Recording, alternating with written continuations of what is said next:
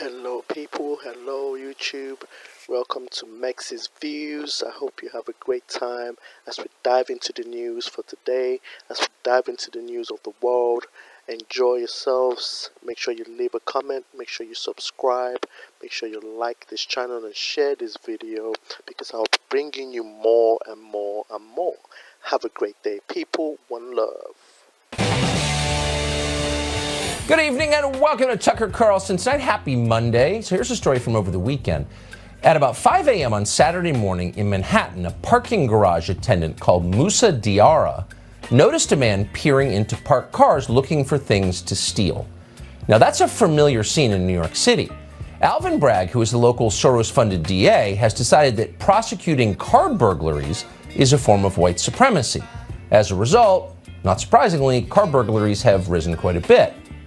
Musa Diarra, the attendant, is not white, but apparently he's sick of watching other people get robbed, so he told the man to get out, leave the garage. In response, the man pulled out a handgun and fired 4 times. He hit Diarra in the head and the stomach. It was a nightmare. But somehow, Musa Diarra had the presence of mind to wrestle the gun from the man and then fire back before the man could shoot him or anyone else. By the time police arrived, both men were lying on the sidewalk bleeding. Now, what do you think happened next? In a sane, self-respecting society, Musa Diarra would have received a medal, if not a ticker tape parade. But in the city of New York, he was arrested and charged with attempted murder and illegal possession of a gun, the same gun that had been used to shoot him. Diarra woke up in Bellevue Hospital shackled to his bed. The New York Post ran this picture. It's of him sobbing. "I got bullets in me and I'm chained to a hospital bed," he said, "but I didn't do anything wrong." You can imagine his confusion. This was not the country he expected. And in fact, Musa Diarra is exactly the kind of person you want more of in your country. He's 57 years old and he's still working harder than most young people do. In fact, when New York shut down during COVID, as lawyers and nonprofit executives hid in their apartments, living on DoorDash and stockpiling surgical masks from Amazon, Diarra went to work every day, like Americans used to. The man who shot him, by contrast, does not have a history of going to work every day. His name is Charles Rohde. We checked. He's got a rap sheet of nearly a dozen serious crimes that go back more than 20 years. And yet, as of Saturday at 5 a.m., he was not in jail. He was walking around New York with a gun looking for more things to steal. In the end, Alvin Bragg caved to public outrage, which was considerable, and dropped the charges against Musa Diarra. But he had already made the point very clear to everyone. In our new Soros-inspired justice system, decent people are the criminals, while the criminals are now a protected class. Here's how it works. The people in charge unleash chaos in our cities, but if you dare to protect yourself or your family from that chaos, you wind up in handcuffs. What is this? Well, the name of this system of governance is anarcho-tyranny. You get state-sponsored anarchy accompanied by political tyranny. Since taking office, Bragg has done his best to increase the anarchy. He's increased the number of felony charges his office drops by nearly 40%. That includes almost half of all drunk driving charges. It's no longer really a crime to drive drunk in New York City. That's the anarchy part. But for those who step outside the political lines, it is tyranny. You'll remember the middle-aged bodega clerk called Jose Alba from the Dominican Republic. Bragg sent him to Rikers Island, one of the worst prisons in the world, for daring to defend himself against a lunatic who was trying to murder him. So now this very same system, the system that imprisoned Jose Alba and chained Musa Diarra to his hospital bed, this Soros-inspired and backed system, is putting Joe Biden's main political opponent in the upcoming presidential race on trial for a crime that's not actually a crime. This is the political tyranny part of anarcho-tyranny. So for our existing legal system, this appears to be a point of no return. And you would think the media would point that out, even if they support it. This is a big change from the way the country has run for hundreds of years. But no, because they're too dumb, too shallow, and above all, too self-interested. So Trump's upcoming arraignment tomorrow isn't a turning point in our country's legal system. It's yet another chance to follow Trump around in the hope that ratings will return. This was CNN all day today.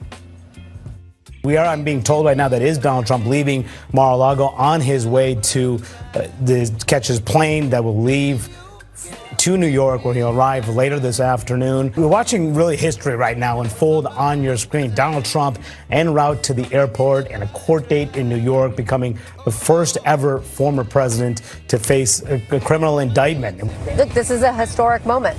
We just watched the former president of the United States, or a former president of the United States, leave his home, headed to New York to be arraigned in court. We're watching on our screen as Trump's motorcade has now arrived on the tarmac at Palm Beach International Airport. Heading up in the air and heading back to his home state of New York.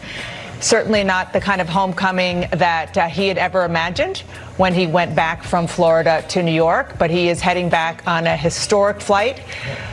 Again, not necessarily a part of history that Donald Trump or any former president would want to make. One of the things that we have learned is to not put everything at an 11, not make everything the biggest deal. This is a big deal. Oh, this is a big deal. We get to talk over live pictures, what we were trained to do in local news. Well, it is a big deal, actually. It's a very, very big deal. But the guardrails are gone. No one in the media seems to be pointing out that this is a huge change in our entire legal system. And no one in the Democratic Party in Washington, even those who are a little bit concerned about where this might be heading, dares say anything at all, because Alvin Bragg is, of course, a holy person, and no one wants to speak out against the crowd on Twitter. So this is all happening in slow motion, and of course we're getting the dumbest possible lectures, as always, from cable news. We've learned not to put everything at 11. We're not making everything the biggest deal. It's hilarious. And of course they can't wait to make it the biggest deal on the shallowest possible level, and the reason is economic. Since Trump left office, CNN has lost more than 60% of its viewers. Now, they're desperately trying to sell the channel because, it's tanking. So they have every incentive to sensationalize anything that Trump does, no matter what happens to the country in the process. So here you have a Soros-funded DA perp-walking a former president. What does this mean? What could Trump possibly be guilty of? They don't even tell you. All they tell their eager but small audience is the walls are closing in on career criminal Donald Trump. They're going to turn Trump's motorcade into OJ's Bronco, because otherwise they're going to be out of a job because nobody watches them anymore. So that's a sober assessment of what's happening in this country. We're saying, look at the plane, look at the motorcade.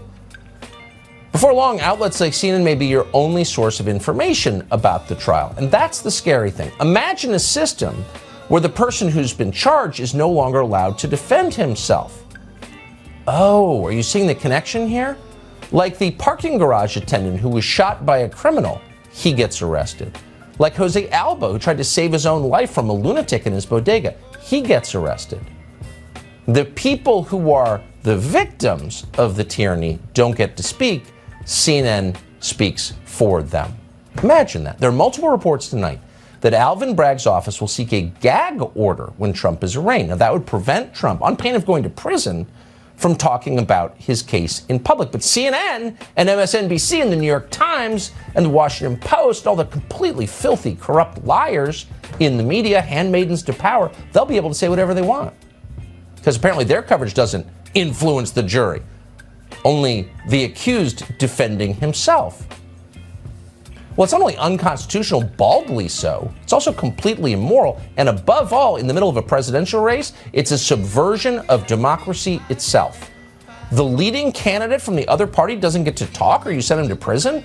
Wake up first. Where's Michael Beschloss on this? Where are all the august historians always telling us about, the architecture of our democracy, our democratic norms? Is that a democratic norm? Silencing the other party's main presidential candidate on pain of going to jail? But they like the power, and they're going to continue to exercise it until somebody stops them. Today, the mayor of New York City, a grave disappointment. We thought would be a good mayor, hasn't been a good mayor. It's sad. So to divert attention from his own ineptitude and the hours he spends at bars at night, he's now decided to become a political celebrity.